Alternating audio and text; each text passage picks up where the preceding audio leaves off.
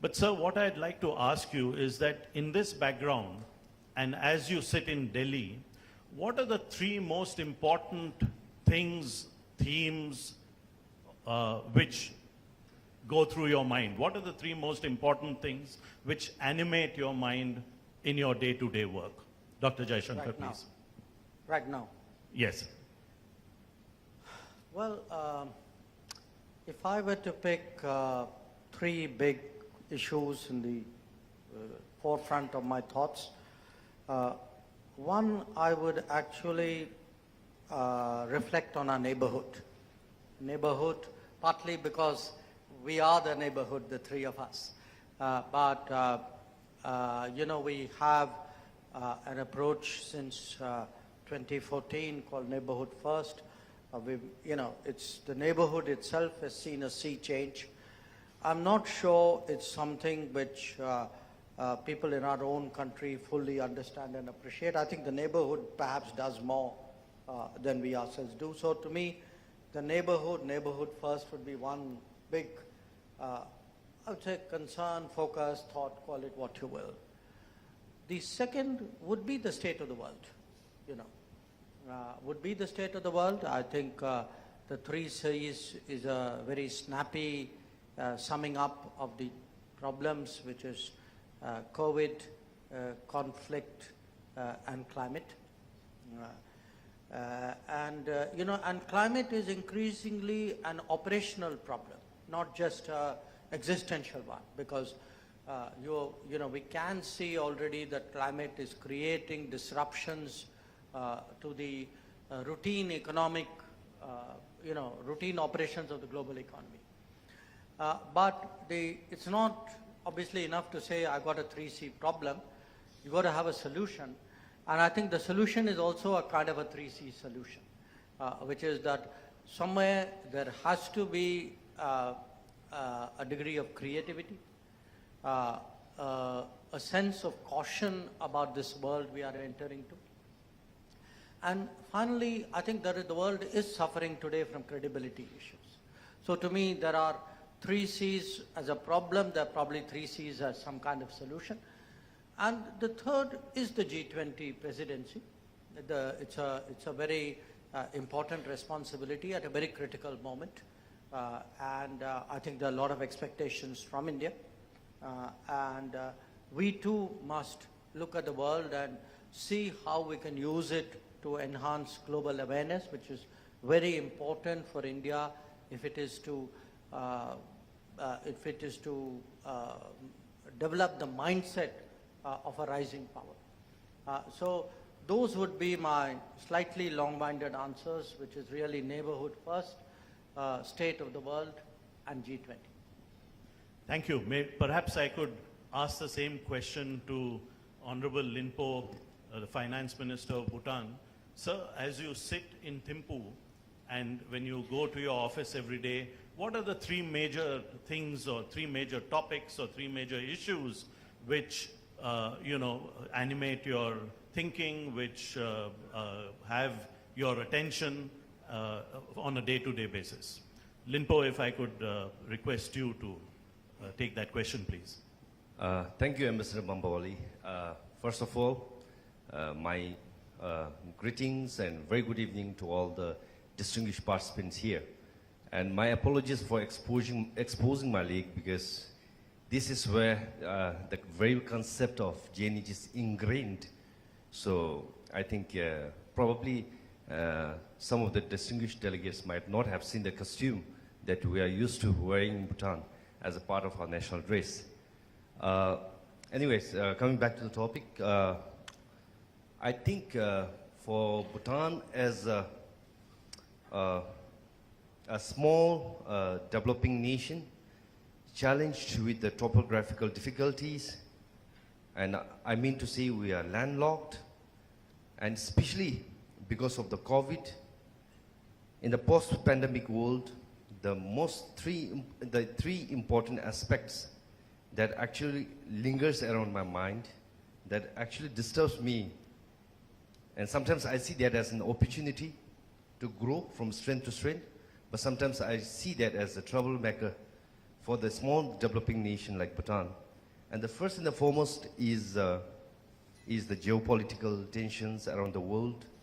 And case in point, the ongoing Ukraine war, which has actually impacted and severely disrupted the supply chain.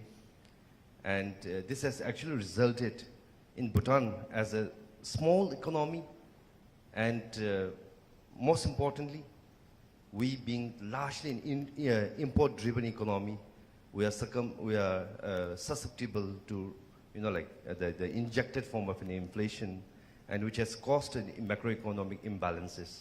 And this is a serious concern that we don't see an upfront intervention or response to that. But I think having a dear neighbor with a lot of economic resilience and a lot of innovations like India, I think we are very much positive that the growth in India will directly or indirectly translate or have a cascading effect into a smaller economy like us. Second aspect that I see is the climate change. I think climate change has become a kind of a universal the phenomenon, the challenge, whether the country is sea-locked or land-locked. And for instance, in Bhutan, we always say that, we always praise ourselves saying that we are not only carbon neutral, but we are carbon negative. That's the fact. We have a forest coverage of 72%.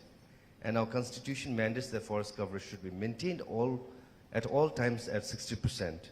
But having said that, I think if the partners across the world doesn't play their equal roles and responsibilities, and doesn't keep up their words, I think smaller nations cannot make much difference. The biggest challenge for Bhutan, because of the climate change effect, is the glacial lake outburst. We are highly susceptible and vulnerable to gulf. And third important aspect that actually bothers me day-on-day basis is the widening trade deficit.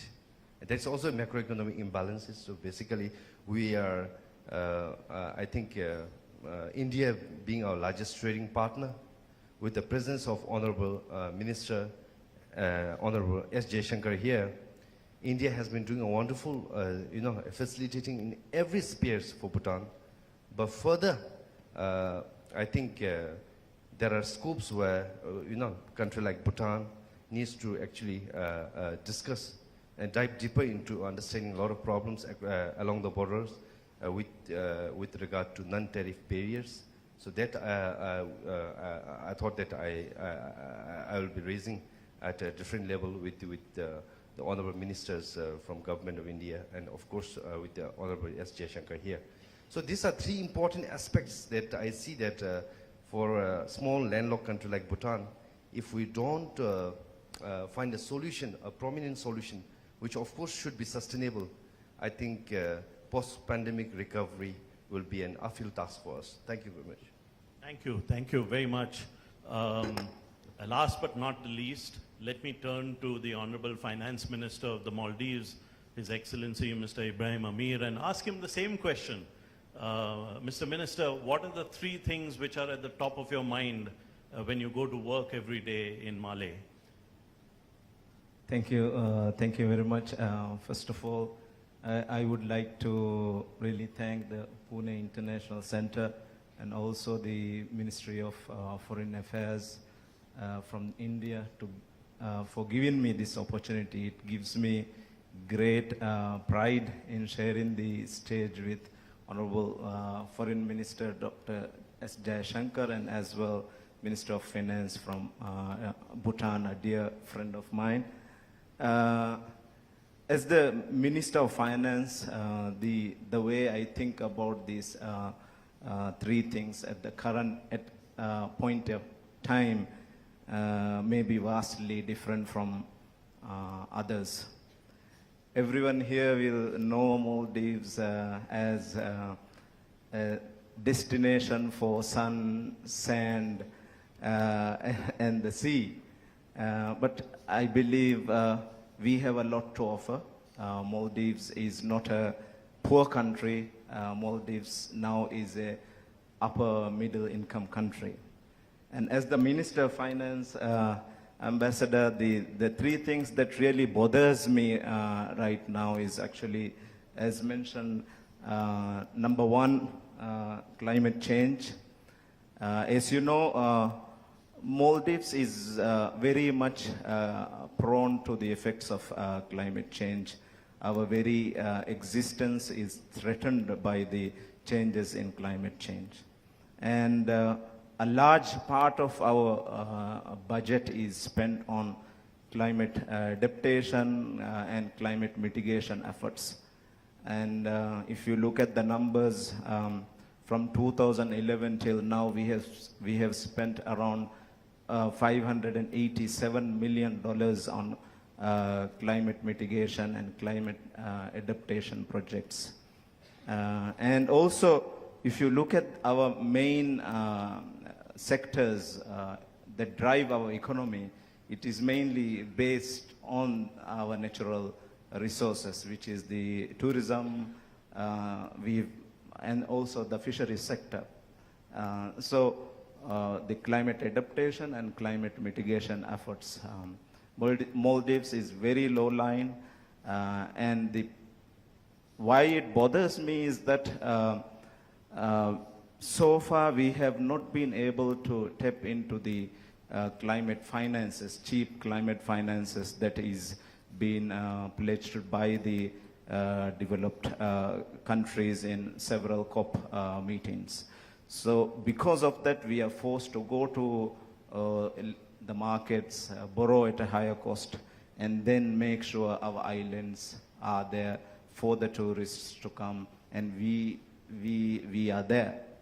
The other thing is, second thing is the external shocks. Namely, very recently we have the COVID, and now we have the war in Ukraine. During COVID, as you know, Maldives is very much reliant on tourism, and we closed our borders for 3 months, and our economy declined by around 33%. Maldives was one of the worst hit countries during COVID, but it really showed the resilience of our tourism sector, that we were also one of the countries that rebounded very strongly in 2021 and even 2022. And now we have surpassed where we were in 2019, and our tourism sector is faring better than we were in 2019. And also, as the Minister of Finance, I am also always thinking about the developmental challenges. All the more important because during COVID, our GDP declined, our government revenue declined, and our debt situation also got worsened. And we cannot delay development. We cannot have 10, 15 years for water and sanitation projects, climate adaptation projects. So how do we make sure that we have developmental projects, and then also be mindful of our fiscal sustainability and also our debt sustainability issues? So in short, number one, climate change.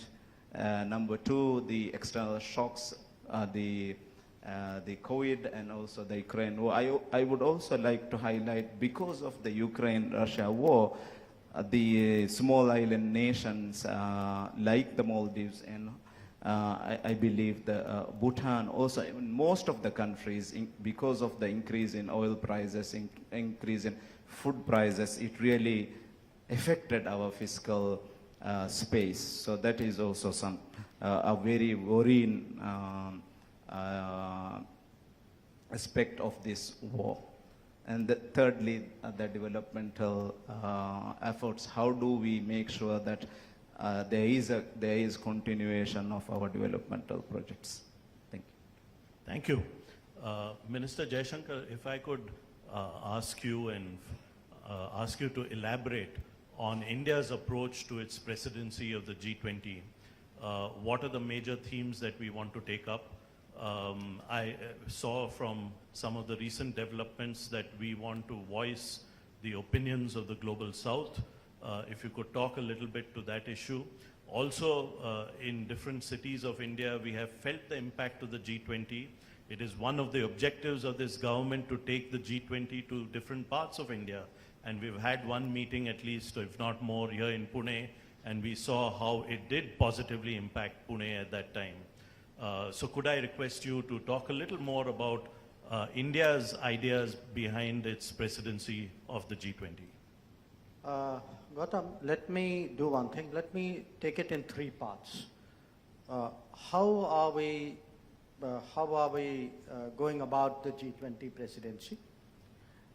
Number two, what you said about the voice of the global south. And three, what are our expectations of what's going to come out of the G20? I would say on the first one, the G20 today, it began out in 2008 as a very immediate response to the global financial crisis. I think many of you are very intimately familiar with it. And over a period of time with each G20 presidency, more and more layers and facets were added to it. So, environment got in, health got in, foreign policy got in, business got in, youth. So today there are actually 15 tracks, 15 ministerial tracks. The heart of the G20 is still very much finance. It's still very much finance. It's still very much development. The mandate of the G20 is really growth and development. Now, how are we going to go about it? Because it has developed so many facets, there are roughly about 200 meetings which any president, any country which is holding the presidency has to organize in the space of that year. So when we started thinking about it, Prime Minister had, this thought that it should not be a capital-centric exercise, nor should it be, a mice industry exercise. So you don't want people to get off the plane, go to the meeting, do the hotel dinner, get on a plane and go back. And you don't want them to do Delhi and, maybe Agra, Jaipur and say, okay, I've seen India, I've had 3 pictures and I'm done. The idea was, this is an opportunity for the world to get to know India better. So get people to travel to every province of India, to different cities of India, cities which are not, and towns which are not normally used to hosting international conventions and meetings. Obviously there's a kind of a threshold, they should have the infrastructure to deal with it. And the advantage of doing this is, considering there are 200 meetings and each one of them will have at the very least a few hundred delegates and officials who will come. Just look at the total number of people who will actually be visiting us from foreign countries in that year. And these are, in today's parlance, in their respective societies, they're all influencers of every kind. So you have actually, by spreading it across the country, this is a kind of a marketing of India to the influential people of those 20 countries and changing their thinking, exposing India to them, exposing India in every sense, the cultural diversity, the socio-economic changes which are taking place, the energy and the sort of enthusiasm today among people, the cuisine, the arts, the music. So that's one side of it. The other side is also, every time a town or a city or a university or a institution, they host such a meeting. Now, I've come from earlier in the day to Symbiosis, and they are hosting the Youth 20 meeting. Now, for them, it's a big deal. They are, everybody is excited about it. Everybody is getting prepared about it. Some months ago, I went to Imphal. Now, all we did, as part of what was their major festival, we actually opened what was a G20 photo photo booth kind of. There was a logo with, leaves on all sides. You stand out there but the amount of interest in Imphal, because that sense, oh, something is coming our way, we're going to be part of it. Yeah. This too is part of developing an awareness in the country about the world. And we should do that. We need to do that. We are actually behind the curve. We are today the 5th largest economy in the world. We will be the 3rd largest economy very soon. But if you look at our significance to the global workplace, and I have somebody like Dr. Narayan Murthy sitting in front of me, our significance to the global workplace is actually going to grow enormously, because there's a fundamental mismatch of the demand and supply when it comes to talent and skills today, and countries in a knowledge economy are willing to take bold steps to fix it. So, as we say, this is getting the world India ready, is getting India world ready, and that's the way this whole thing is being planned. Now, voice of the global south. Why do we need voice of the global south? Because what we saw in the last year, and it's something which we had seen not with the same degree of disquiet, but especially last year it was very evident to us, which is one big problem was taking up all the oxygen. And the second order, third order consequences of that, those were not being adequately sort of appreciated. If you heard, our two finance ministers sitting here, what is their concern? They are talking today of the external shocks which is creating fiscal stress on them, because their oil prices are going up, their food prices are going up. They're worrying whether the fertilizer prices, in fact, will the fertilizer be accessible apart from being affordable. So we felt that it was important that the entirety of global problems be put at the center of G20, not just one particular issue, and however important that issue might be. And secondly, that if there is one country among the G20, which the global south trusts us, whatever you might say. There is that sense, and that sense, by the way, has been heightened by Vaccine Maitri.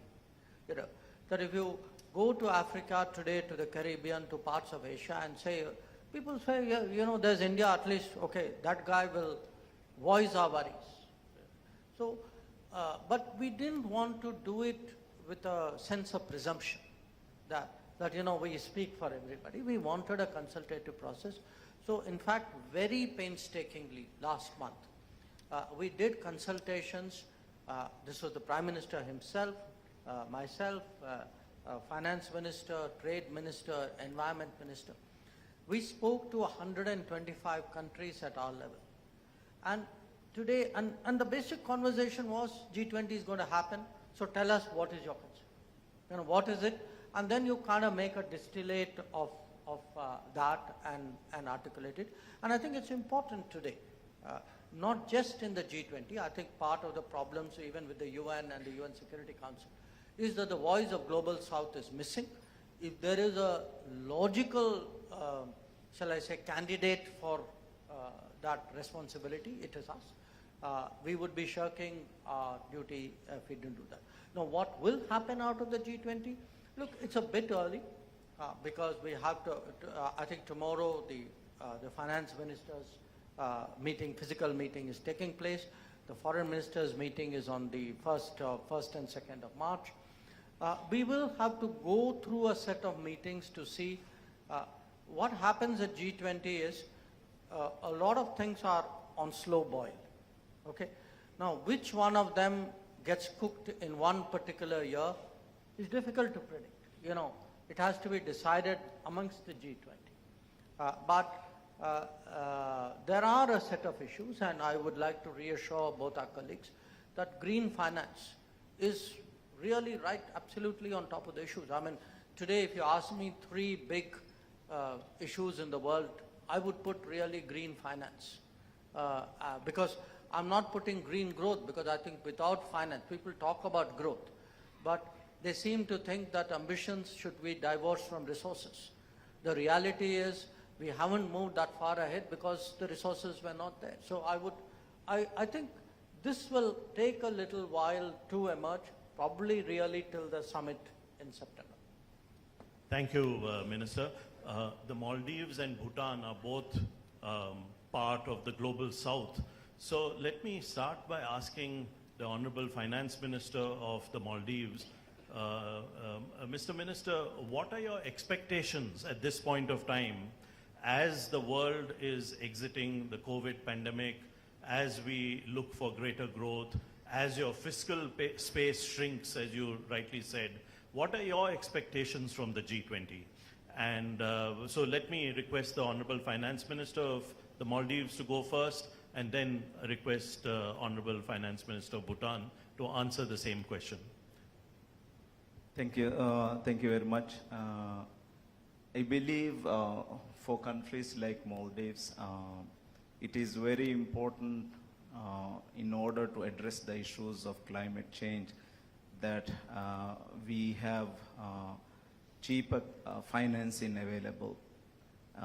At the moment, we also have to make sure that we carry out developmental projects. During COVID, you saw that because of the decline in GDP, our debt to GDP numbers went up to around 150%. Now again, because increase in tourist arrivals, tourism sector is faring better than expected, our GDP is also now increasing. So we see that the debt numbers are also coming down.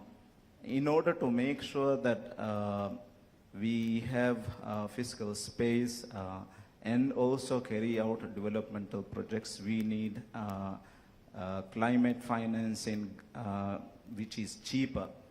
But so far, during different COP meetings, around $100 billion have been pledged, but we have not been able to tap into this climate financing and use this financing to make sure that we are able to use this funding for very important climate adaptation projects and mitigation projects for countries like the Maldives. And in the Maldives, it is always an emergency. We cannot wait 1-2 years for the project to documentation to be complete, and after 2-3 years we get the funding. And when we get the funding, the island is not there anymore. 20-30% of our islands are eroded by if we don't do anything for, let's say, 2-3 years. So it is always an emergency situation, and we are forced to use our budgets, our own domestic resources to make sure that we have climate adaptation measures like building coastal protection, like building the harbors as well. So I believe at the top of the G20 agenda, the issue of climate financing, green financing is very important. And now I have had various discussions with other multilateral organizations like IMF, World Bank, and others as well. Green financing, climate financing, or any other financing, there is no differentiation. Even with climate financing, there are a lot of conditions.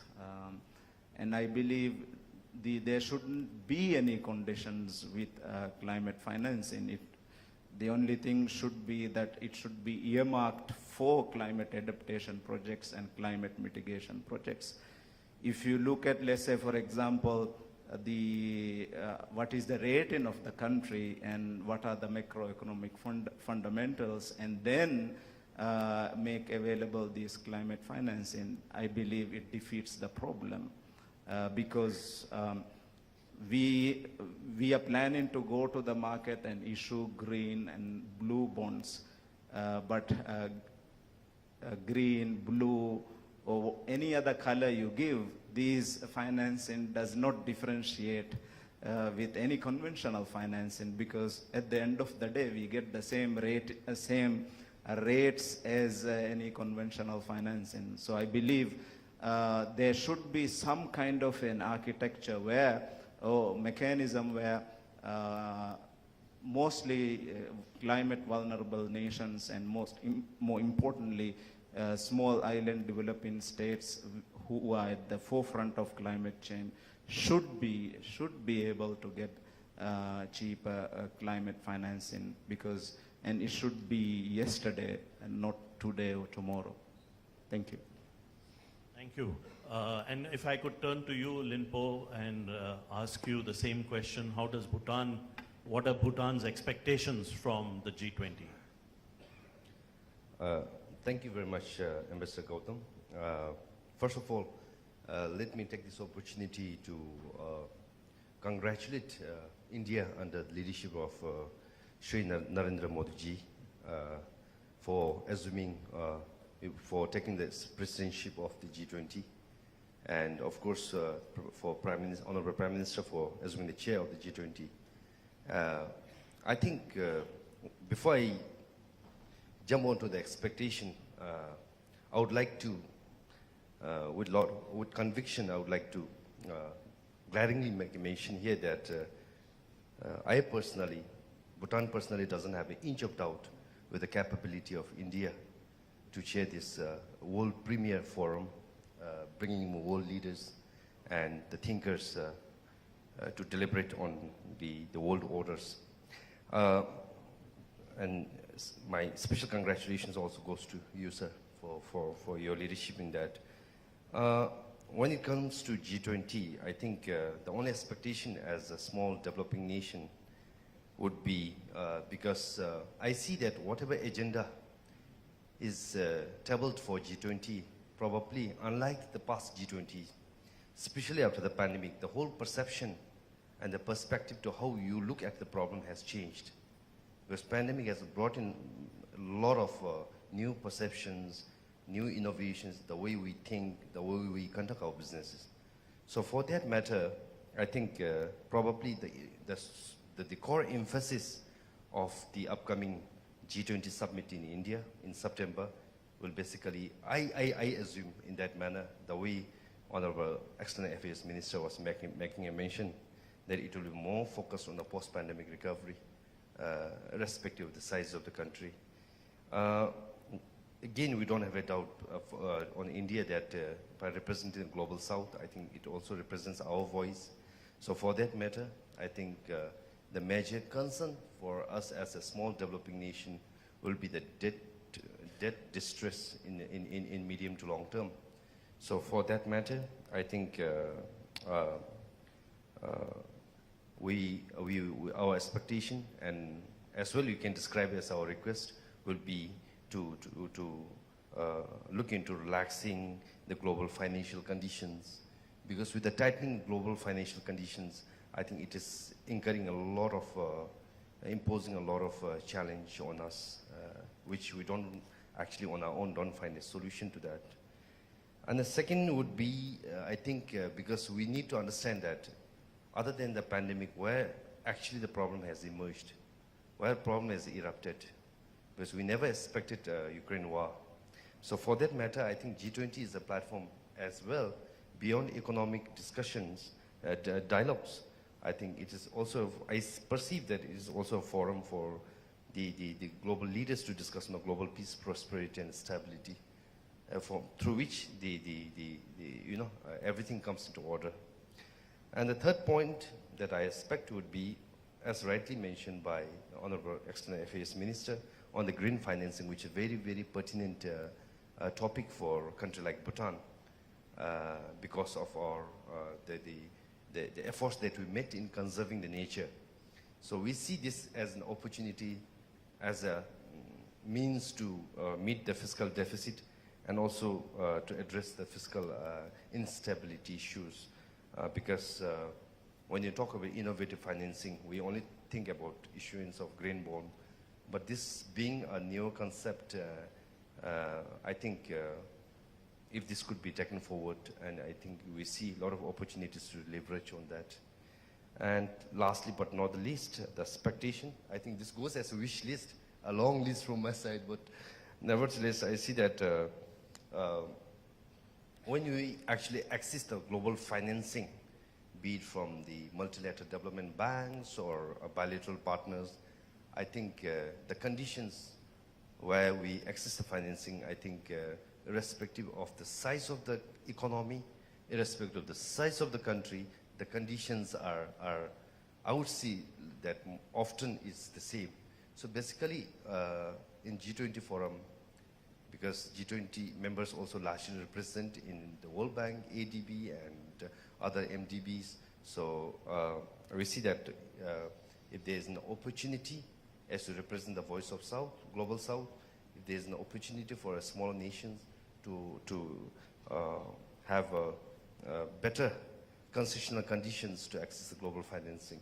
So these are, like basically it goes like a shopping list, but I think if you really dive deeper into it and understand, probably these are the critical issues that can really give a prominent facelift for the smaller economies like us to recover in a sustainable manner in a post-pandemic world. Thank you very much. Thank you, Linpo. Honorable Minister Jaishankar, you mentioned neighborhood first, and my question to you would be that, previous governments also placed a lot of importance on our neighborhood, on our region, on our South Asian region, but is there something that your government is doing which is different from earlier? Have we moved into a higher gear where our neighborhood is concerned? I would request you to talk a little bit about our neighborhood and how we are helping not just countries like the Maldives and Bhutan who are present here today, but also other neighbors. Gautam, you and I have been in this business a long time, and a long time over multiple governments. So even though I'm in politics today and you lead a more happier existence, the fact is there are real changes, and I don't think these are not necessarily political points that anybody is scoring. No question that after 2014, there has been a really profound transformation in the way in which India has approached its neighbors. And as I said, a lot of it is because actually you can say it's the Indian leadership, the Indian system, whatever. We have gone back to the basics and asked ourselves the question, what kind of relationship do we want with our neighbors? So if you ask me what has changed, I would say, look, if you use the metrics of connectivity, of projects, of different kinds of developmental partnership expressions. So one part of it is what is it we are doing? Another part is how are we doing it? And the third is really the sweeping scale of what we are doing. And finally, that sense that today our fortunes are all tied together. I would honestly, very, very objectively say by each of these metrics, there's actually been a big change in a decade. And let me illustrate that. Okay. Let me, for example, point to Maldives. Today, if you have in Maldives a very major connectivity project, like the Greater Malay Connectivity Project, we've never done a project of that scale in our neighborhood. In fact, we've never done a project of that scale anywhere in the world. If you were to, again, I was there a few weeks ago laying the foundation stone of an airport lengthening project we're doing, because we do realize that by modernizing that airport, giving it greater capacity, a whole new set of islands now have access to international tourism in a way in which they didn't, and that very directly feeds into the GDP. So that one airport project actually has an enormous multiplier effect on their economy. Now, I'm giving you two big examples, but there are examples. We had these in the south, in Addu. There are a whole set of, practical development projects of a community kind, which actually people appreciate. When they think of international cooperation, it's a nice word, but if that means that they've just got a water purification plant or a electricity connection or better roads or a sewage system, it means the world to them. Now, that's what's happening there. Now, to differing degrees, in every one of our neighboring countries, I mean, again, I'm just using, since you asked this question, a decade as a differential. We are today supplying electricity to our neighbors, except Bhutan, from whom we are buying electricity. And now, by the way, we have started to buy electricity from Nepal as well. Now, to my mind, giving them, selling them electricity is very important because they need it. Buying electricity from them is equally important because it's a regular revenue source for them. So, and now that's only possible if we, along with them, build the grid connectivity. A second example, many of our neighbors were actually paying much higher prices for their energy. Nepal was a very prime example because energy, petrol and diesel used to be trucked in. Now, when we built this pipeline from Motihari to Amleganj, it's brought down prices of fuel very, very significantly in Nepal. We built roads in the what are called the Terai roads, the Hulaki roads out there. I mean, they were there. We've sort of modernized them, broadened them. The moment you get much broader roads, I mean, there's a clear both a supply chain and a economic benefit that comes. Now, I can give you a Bangladeshi variant of it. You can see it in roads, you can see it in rails, you can see it in access to ports, in waterways. So the entire neighborhood actually in the last 10 years today has started to realize, frankly, that India is prepared to put its money where its mouth is, that these are not just sermons and homilies on good neighbor relationship that we give out. It is backed by very solid cooperation projects. And I think, Minister, you would bear me out. I mean, in the case of Bhutan as well. I mean, even in this period of the last decade, we've had actually a new hydro, Mangdechu has come on stream hydro project. We are looking at some very big health commitments, at educational commitments. So at one level today, the neighborhood actually believes that India has a non-reciprocal, I would say a collective view, a regional view of the neighborhood, where the prosperity of India, the resources of India, are actually a lifting tide for the entire neighborhood. They also know, as you can see from the Sri Lankan experience, that if, God forbid, something really catastrophic happens, that India is there. That India is there in a macroeconomic sense, but India is also there, by the way, in case, you have a climate event or they had some oil spills and things like that. So go around look, we've all done this beat for many years. Today, when you do this beat, you hear very, very different feedback about India. And it's also reflected in, their own shall I say, enthusiasm for, even in business, today in getting closer. So, again, I do not make this so much as a political point, but I do say that greater, a vision of a region, a very clear direction from the top, that look, please approach the neighbors generously, non-reciprocally, credibly, do it on the ground, follow it up, look to see what is important for them.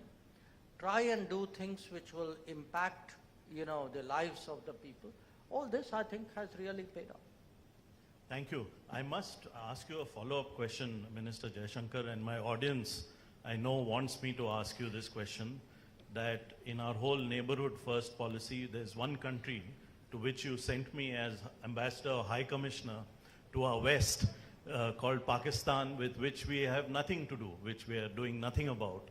So, at this point of time when Pakistan is going through some economic difficulties, do you think this is a point when there can be some kind of rapprochement between India and Pakistan?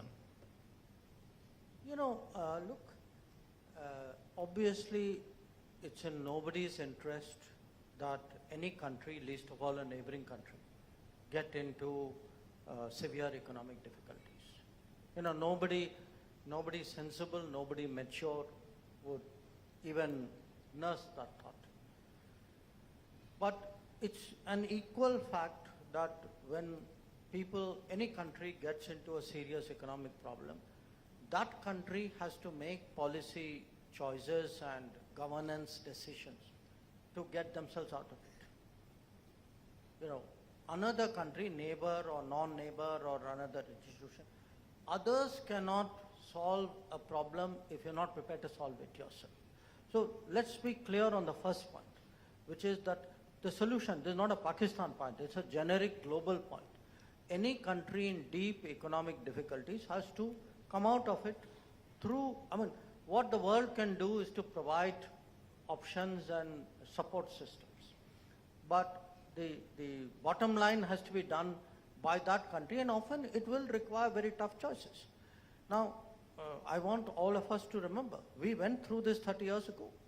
So it's not something which happens to other people. It also happened to us. It happened to us not once.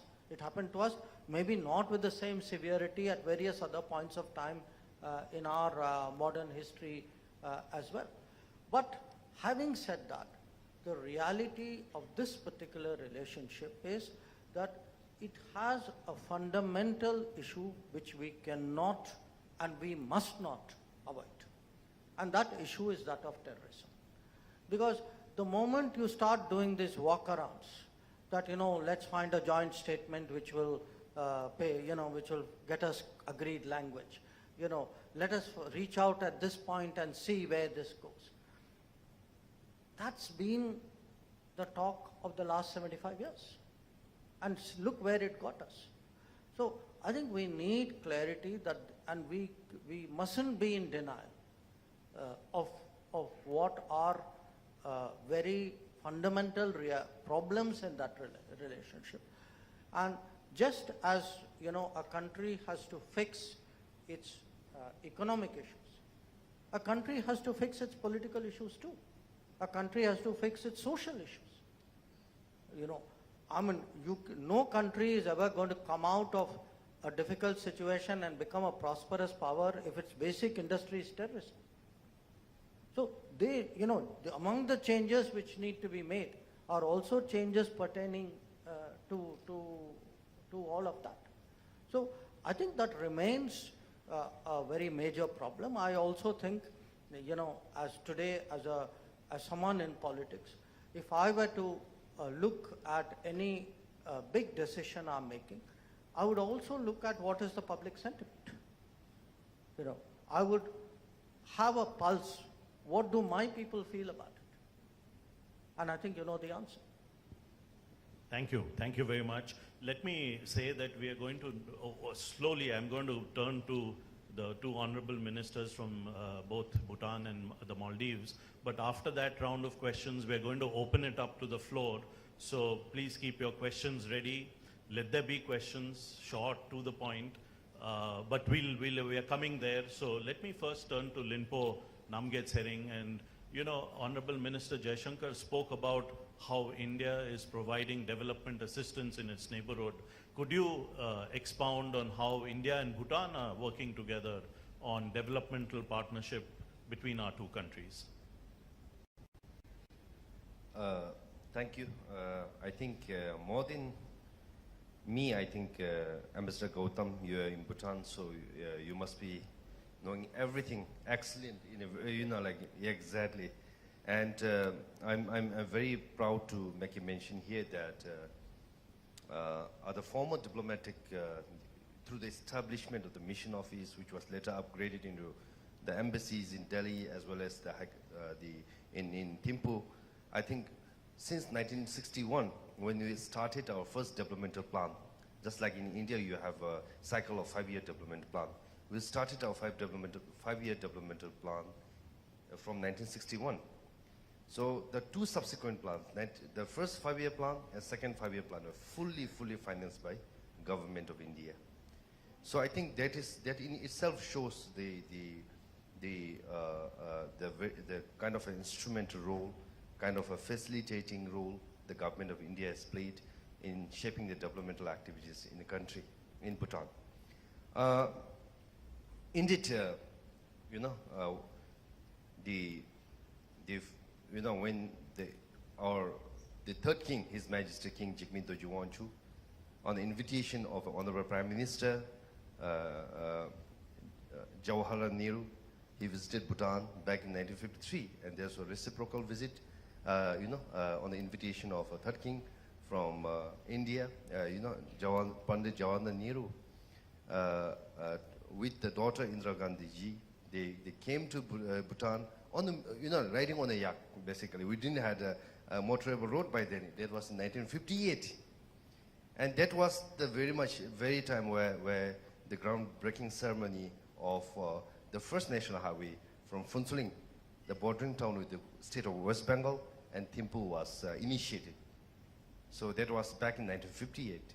So I think if you look into the history of our developmental activities, I think the policy that India is adopting right now, the neighborhood first policy, I think India has actually gone beyond that and really brought a lot of developmental activities. So I think India is not only the closest neighbor to Bhutan per se, but I think India is also the largest trading partner to Bhutan. And if you look into the import pattern, because as I mentioned earlier, Bhutan is largely an import-driven. So we, if you look into, I think we are seeing increasing trade deficit, all, for past many years, I would say decades. And 93% of our imports are made from India. And if you look into Bhutan's export, which is substantially lower as compared to the import that we're making, I would say 98% of our exports are going to India. So I think then in itself you can make out that the kind of the relationship that the two countries share. And one interesting fact I would like to make a mention here, that since Bhutanese neutral currency is pegged to the Indian rupee, if you look into the trend of the economic performance, the GDP pattern, you see like for past 2 decades, Bhutan actually follows the pattern of Indian economy. So we are a bit optimistic because now the World Economic Outlook report published in January 2023 indicates that advanced economies, the growth is downgraded. Emerging markets, emerging economies like India, I think because of the kind of resilience that Indian economy has, I think your GDP is not downgraded by significant figure. It's just downgraded as per the forecast of IMF. It's just downgraded from 6.8 to 6.1%, which is significant, I would say. I think your Indian economy is only going to grow. So for that matter, I think it doesn't mean that we're being complacent here, but looking at the historical trend of Bhutanese economic growth, which follows the Indian trajectory, I see that there definitely is going to be a spillover benefit and effect into our Bhutanese economy. So for that matter, I would again say that, I think beyond neighborhood first policy, I think our relationship, be it in terms of trade, be in terms of culture, be in terms of anything you talk about, I think it is only going to grow from strength to strength. And of course, I would like to again take this opportunity to thank the people of India, the government of India, for because we are the first recipient of the vaccine, the Covishield, 250 doses back in 2020 through that never first policy, and indeed India has chartered your own flight to reach the vaccines and hand over to the people of Bhutan. That was a very momentous opportunity, and I would like to thank for that. Thank you very much. And if I could turn to you, Honorable Finance Minister of Maldives, Mr. Ibrahim Amir, on the same question about India and the Maldives developmental partnership. How is it progressing? Thank you. Thank you. If somebody asks me what they can do to help the Maldives address the fiscal issues now and the debt sustainability issues that we face now, I always say, come to the Maldives, go to a resort and enjoy our hospitality.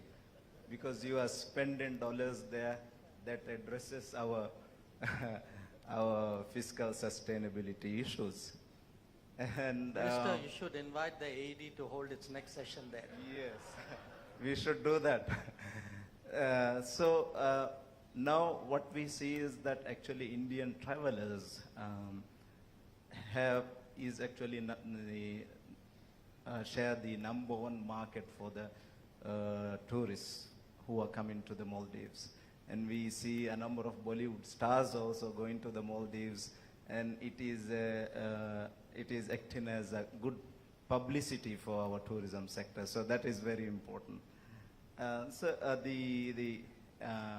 India and Maldives share a unique bond based on mutual respect, trust, and understanding that goes beyond simple geographical and historical and cultural ties.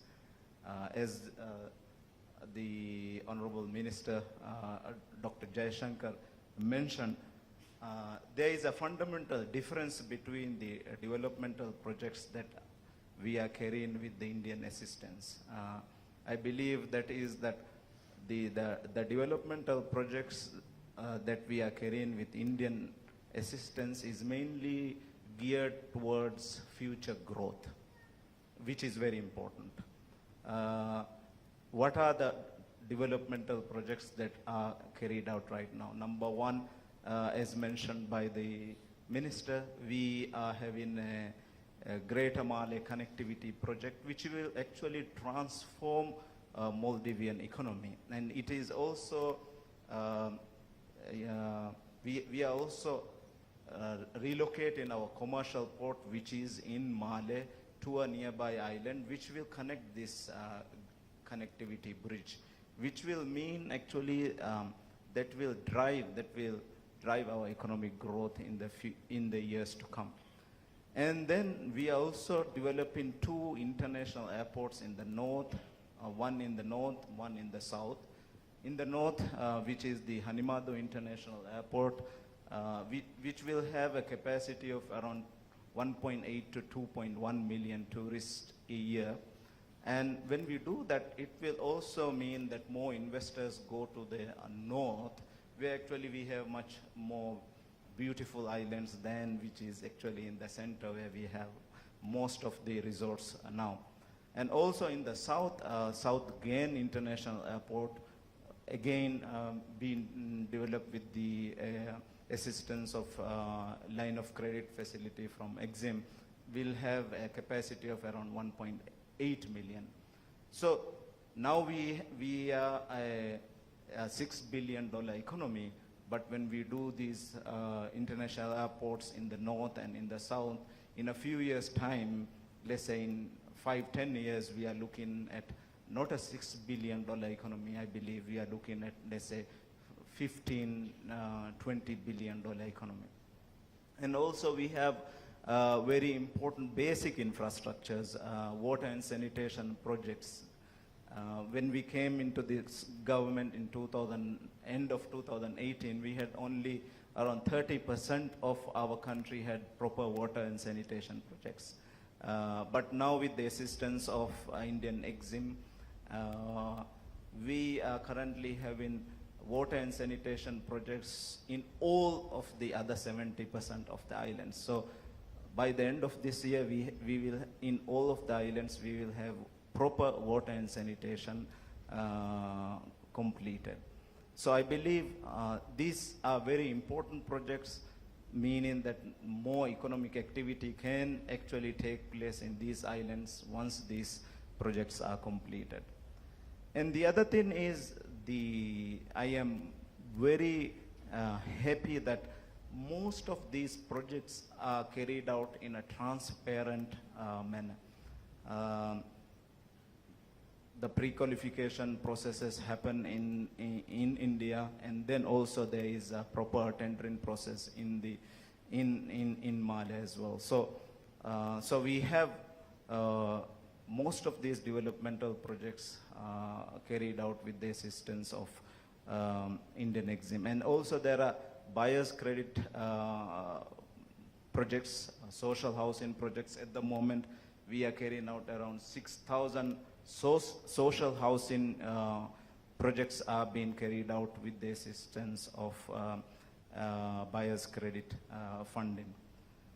So I believe that most of these projects will, once completed, will transform Maldives' economy from a $6-7 billion economy to a $15-20 billion economy. These projects are purely designed always growth in mind. Thank you. Thank you. We are going to turn to the audience, but as we do that, and I do hope the microphones are ready, I cannot but ask Dr. Jaishankar, you know, foreign policy has now gone down to the masses, largely because of social media, but also because communication has become so much easier. And you have become a kind of star in the eyes of the general public, not just here in Pune, but all over the world. So my question to you, sir, and is this, can we call this the Jaishankar doctrine of Indian foreign policy? Not really. I think there's somebody who had already laid claim, and he happens to be my boss. And rightly so. Because, you know, if there was every doctrine, policy shift requires one inflection point that you need to capture in public mind. To me, it was the swearing-in ceremony in 2014. The fact that the fact that it even occurred to an incoming Prime Minister of India, saying, look, there's a change of guard, a big change, a very fundamental change happening in India, but let me now share it with my neighborhood. That, to me, actually showed neighborhood first. At that time, of course, I was not even in the ministry, I was in Washington. But to me, that was the inflection point, and then it's developed bit by bit. So you're saying we can call it the Modi doctrine of Indian foreign policy. Let's go turn to the audience, and I see a number of hands up. I think what I'd request you to is identify yourself, tell us whom the question is aimed at or who directed at, and try to be as brief as possible. I thought I saw Mr. Sudhir Mehta put his hand up. Could we have the mic here, please? And we will come to the others. We'll do a round of 3 questions and then take answers to them and then see if we have time for more. So thank you, Gautam. And first of all, thank you to all the speakers. I think as a Punekar, all of you spoke about the importance of an airport, which was fantastic to hear. But I'll ask my question. I got that message. Thank you, sir. I'll ask my question on what's a very important area, which is currency. I think one of the things that, at least as citizens, we noticed earlier this week, and I think this was a extremely important event, was the India-Singapore deal for the UPI, where now any Indian citizen or any Singapore citizen can send around 60,000 rupees a day between the two countries. Given that 20% of the world trade will come from India in the coming decades, does this really go towards a systematic shift towards our foreign exchange and currency policy? Because to a great extent, while we are beginning to be a more important part of world trade, we are really dependent on the dollar. Is this a first step where we are going to see that we can have all of these kinds of connections? And if that's the case, then I would say that's a very big positive, because with the diaspora all around the world, and then hopefully this transcends into something which is more economic. Would like to get your views on this, Dr. Jaishankar. Let's take a next question, and I see a hand up here. Ambassador Karamuru from Brazil, do you have a question, sir? Here, please, in front, right in front. आगे है यहाँ पे. My name is Mark. Can you hear me? They're activating.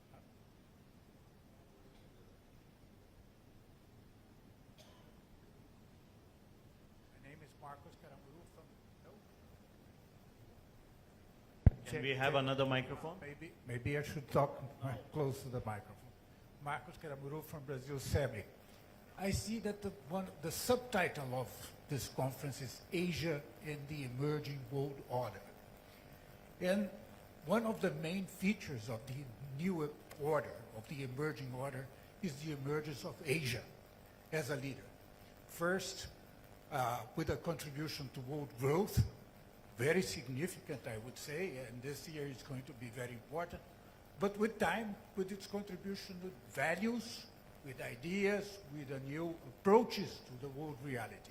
Then I would like to listen from Minister Jaishankar and the other ministers as well, what's their vision of this new role of Asia as a leader in world reality? Thank you. Thank you for that question. One more hand at the same table. Yes, please. Yes, sir. Amit Paranspe, Pune International Center. I have a quick short question. You talked about our western neighbor. Can you talk a little about our northern neighbor and how our economic relationship may evolve in the coming years? So that's a round of 3 questions, and maybe we can start with Dr. Jaishankar, if you can, because all 3 questions were aimed at you, but one was for the other I minister. think the first question actually is in a way better answered by, I mean, remember, we have 2 finance ministers. Yes, here. absolutely. I'm just a humble foreign minister. So these guys are the serious guys in the business. Yes. But, you know, to me, as a very interested, a member of the government who obviously watches financial and digital financial issues move forward, what happened with Singapore was something very, very significant. But it's one step. This is a long, arduous road. You know, I know people. It's in our nature to define, in this respect, very ambitious objectives. That one day the dollar's there, and when will the rupee internationalize to our point? But look at countries who are much bigger than us. Who economically, who have actually been challenged. They made a lot of progress. I mean, in a way, it relates to the last question. They made a lot of progress, but it's much easier said than done. And to me, I mean, I have 2 finance ministers here, but what has the last year shown us? The last year has shown us that whenever the world is in trouble, the world heads towards the dollar. I mean, that's also a reality that, but maybe the first question, you gentlemen need to come in, and then I could, look at the other 2. So let me turn to the Honorable Finance Minister of the Maldives, Mr. Ibrahim Amir. If you could go first on that question about, about the development. How do you see the idea of a UPI arrangement with Singapore? How would it apply to you? And also Ambassador Karamuru's question about what is Asia bringing to the table as, world economic growth continues higher and upward. Thank you very much. So Maldives is very much reliant on our imports. We actually import maybe more than 99% of all our goods are imported from abroad, and a large percentage of that imports also do come from India as well. We have been in talks with Reserve Bank of India as well, with regard to rupee card, rupees settlement, so that it is all the more important because right now we also face the issue of depleting US dollar reserves as well because of the increase in oil prices.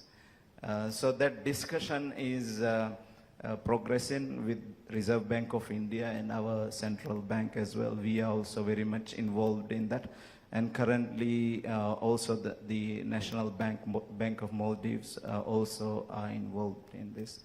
And not only the rupee settlement, but also we are in talks with other countries where we import heavily with regard to how we can actually have our local currency and their currency settlement. So that is already in progress. Hopefully we can achieve that as soon as possible. And the other thing is with regard to how Asia can help in this emerging world order. And I believe even now we are doing that because if you look at the recent IMF reports as well, it says that the world economic growth is actually led by countries like India, like China, and other countries in Asia, Malaysia, Indonesia, and other countries. So I believe we are already doing that. And while we are doing that, as I mentioned, it is very important that we also address the issues of climate financing so that our countries like Maldives can actually benefit from that. Thank you. Linpo, could I turn to you to answer those same questions, please? Thank you. I think more than an answer, I think probably mine would be kind of the suggestion. I would say my own the submissions on this two pertinent questions raised by two gentlemen. On the UPI, that government of India has initiated with Singapore, I see this as a very welcoming kind of an initiative, and I only pray that if this could be rolled out further, because I see that this is a way forward in this 21st century, basically to ease the way of doing business, and as well because see the case of Bhutan, because we have a lot of difficulties for our Bhutanese diaspora, those who are living abroad, in terms of sending back the money. And it has a lot of restrictions. Every country has their own financial restriction regulations. So for that matter, especially in the United States as well in Australia, people are facing a lot of difficulties to send back the money. So for that matter, I see that the financial technologies like this kind of the UPI and all these things is only going to, not only in India, but especially the neighboring countries, we see that there's an opportunity for us to leverage and write on that platform in near future. As such, in Bhutan, especially for the Indian tourists and for ease of making a payment and transfer of money, we have already adopted and launched together with the Honorable Finance Minister of India. We have already launched RuPay card and BEAM in Bhutan. So I think these are all kind of a welcoming gesture. But the pertinent, the specific question that you have asked, I think I'll still leave this up to Honorable Minister here. On the second question, Asia and the emerging world order, I see my response will be same as spelled out by the Maldivian Finance Minister, Honorable Finance Minister, because it's only the figure, from the figure we can make out that India contributes almost 9.2% to global GDP. So this in itself shows that I think the trend has already reversed, and the whole order has already changed. And I could, with a lot of pride, I can say that it's only going to grow stronger. And for me, I see that the theme is very, very pertinent because it is already, it's already imperative that, India combined with China almost contributes around 50% to global GDP. This in itself shows, forget about remaining the Asian countries, but I think two countries massively contributes to global GDP. So I think the whole order has already changed probably. I think this need not be qualified, this need not even qualify to be a tagline basically. It has already reversed the order. Thank you very much. Let me respond to the world order question. I mean, there's no doubt, I think all of us at the, on the podium, I think on the floor as well, know that the role of Asia, the salience of Asia will increase. But I think there are two cautions we need to keep in mind. One, Asia is growing because Asia has been global. What we should not fall for is this kind of Asia for Asians. That kind of rhetoric is very misleading. It kind of appeals to a very primitive chauvinism in people. It actually has a very deep strategic intent behind it. Asia will grow, will have a greater role provided Asia remains consciously global. The second point there is also Asia itself must strive to be more multipolar.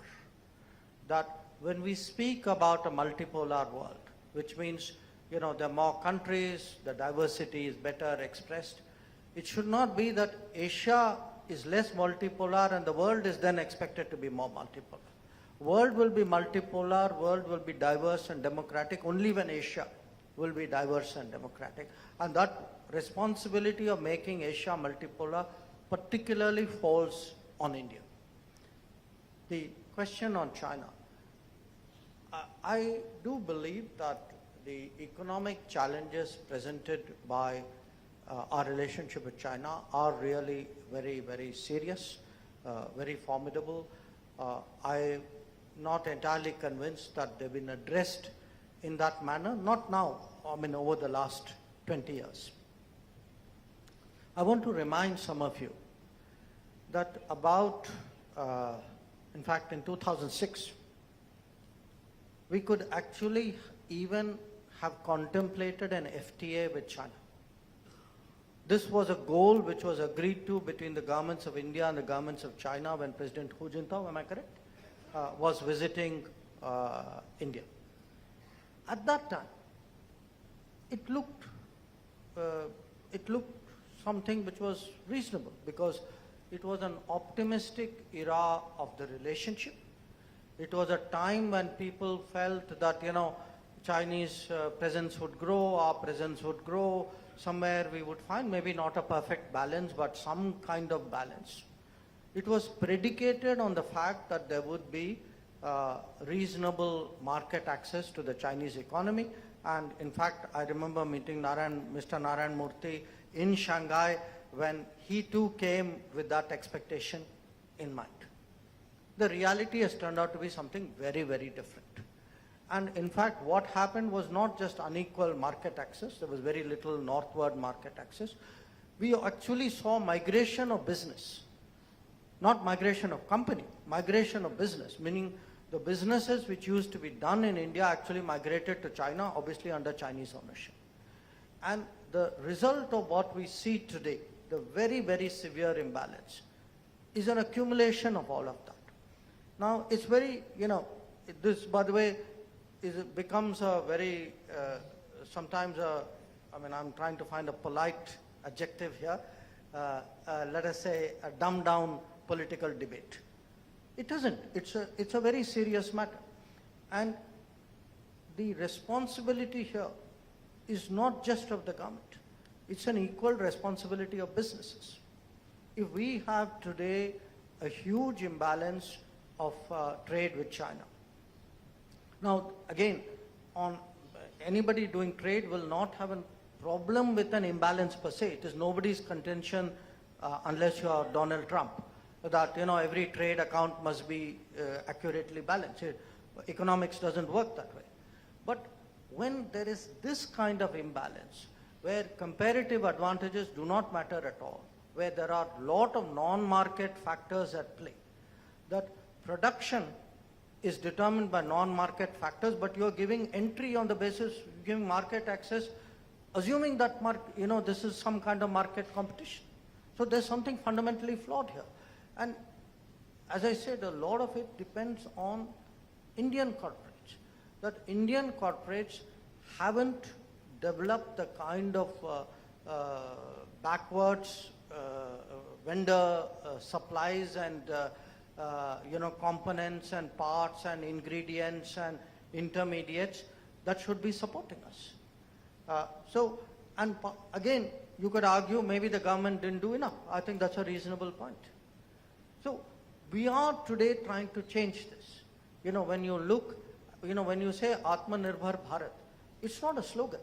It's actually a messaging to industry, to people saying, please, what you can source from India, you have an obligation to source, not as a moral obligation.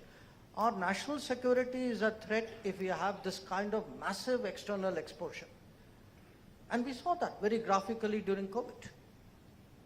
So today when we do PLI, production-linked incentives, the purpose of it is to bring back, we have to create a manufacturing culture in this country.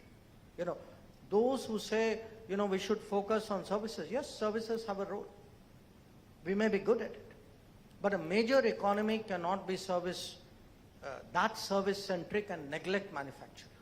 And those who, I've been very blunt about it. Those who do down manufacturing, they are actually damaging this country's strategic future.